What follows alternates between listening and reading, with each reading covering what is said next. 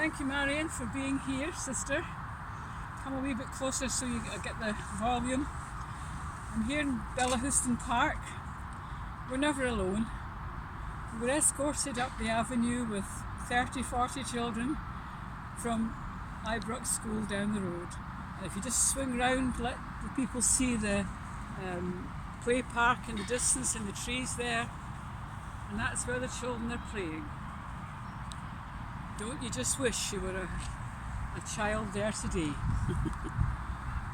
And it's for them that we're here.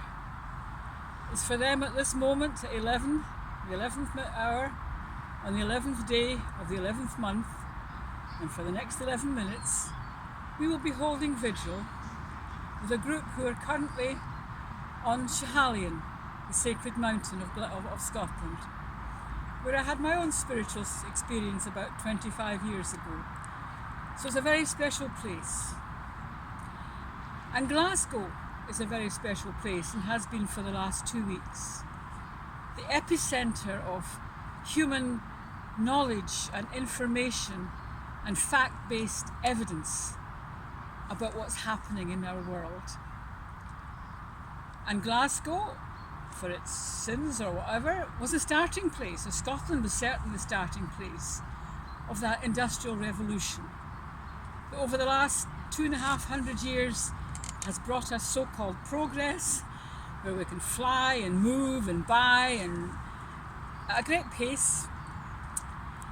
But every single one of us standing here, those children, those listening to this just now, every single one of us, without exception, has an unbroken link, generation through generation through generation. Could never been broken, otherwise you wouldn't be here, standing or listening.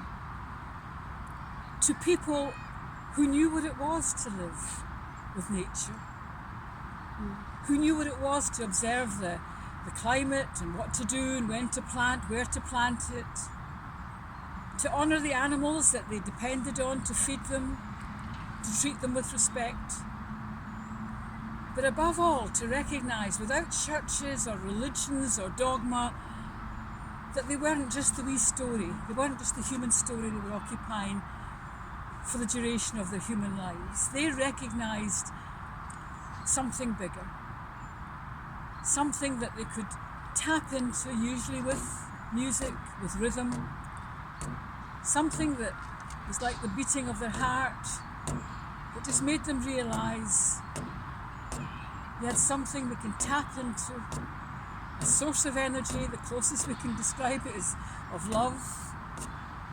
My own experience is one of joy, perpetual joy, given to me on the death of my daughter. That was her gift as she went. She left me joy. It's no accident we're here together with a lovely old elephant called Nellie. Our pet name for Gwen, my daughter, was Nellie. And my own association with Africa for 10 years teaching, part of that progress, where I personally witnessed the degradation and the destruction, the industrial farming and mining, employment, giving people jobs, sounds wonderful. But even in that 10 years that I was there, from 66 to 76, I was ashamed at what we had done in our name. As I'm talking with you, I'm looking over your shoulder and seeing these children, and my heart breaks for them. My heart breaks for the world we've created, a world of entitlement. I need more, I need better, I need a new one. It's not their fault, they have that attitude. We've created it. We've let them think that having something with a name on it matters, and a new one, and a better one, and a bigger one. And where's all the rubbish gone that we've created as a result? We're clever enough to hide it from ourselves, we just export it elsewhere and blame them. Things do indeed have to change. And if the Glasgow Summit has taught us anything, has to be now. And as we join in spirit with those people who are standing right now, as I look north, on the top of Schiehallion, Ton and his party from Holland, they love our hills. We don't have any. This will go out to you, Ton, to know that you're not alone. And that I, as a representative of the Grandmother Circle the Earth Foundation, saying goodbye to Mary Lyons at the airport today as we stand here. She's waiting to go through that process. And I stand with all grandmothers and grandfathers and parents who look at their children and their grandchildren and know that they have to put it right. I stand here with my wonky hip and my blurry eyes and my fuzzy ears, knowing that every little bit that I do, Ton at the top of a mountain, me standing with a sacred friend beside an old elephant, are doing our bit to raise consciousness, to make people aware of the preciousness of the moment that we live in, and to help us to take responsibility for the world that we're creating and will create for our children and grandchildren. So Marion and I are going to spend the next few minutes in silence until it comes to the 11th minute of the 11th hour of the 11th day, the 11th month. And we wish you all love.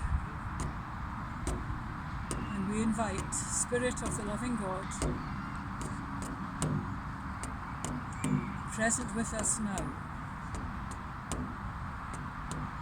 Heal us of all that harms us in body,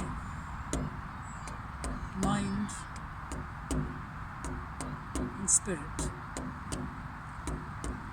and bring us into this new light where love and co-creativity reign. Bring us into a new awareness of who we truly are as human beings. Aho!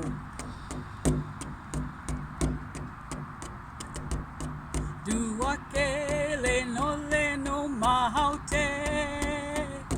Haino, haino, haino. Duakele no le no mahaute. Haino, haino, haino. Let me be one with the eternal sun forever and ever and ever. Let me be one with the eternal sun ever and ever and ever. Duakele no le no mahaute. Haino, haino, haino. Duakele no le no mahaute. Haino, haino, haino.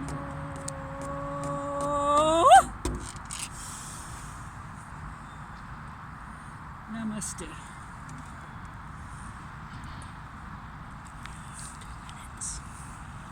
We have 2 minutes in silence to join with you, to join with energies of love and peace, co-creativity,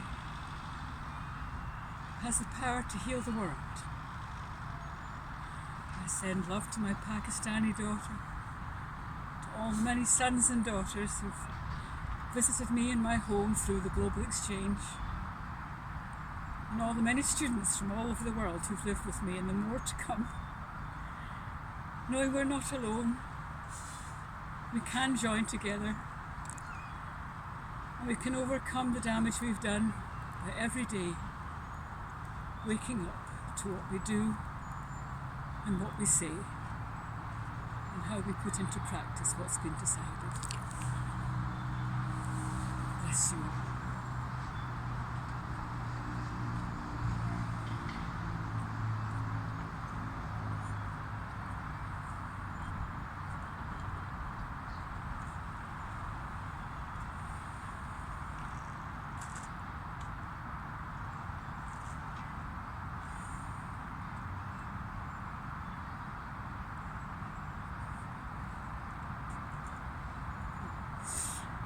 Watching a granddad on a skateboard.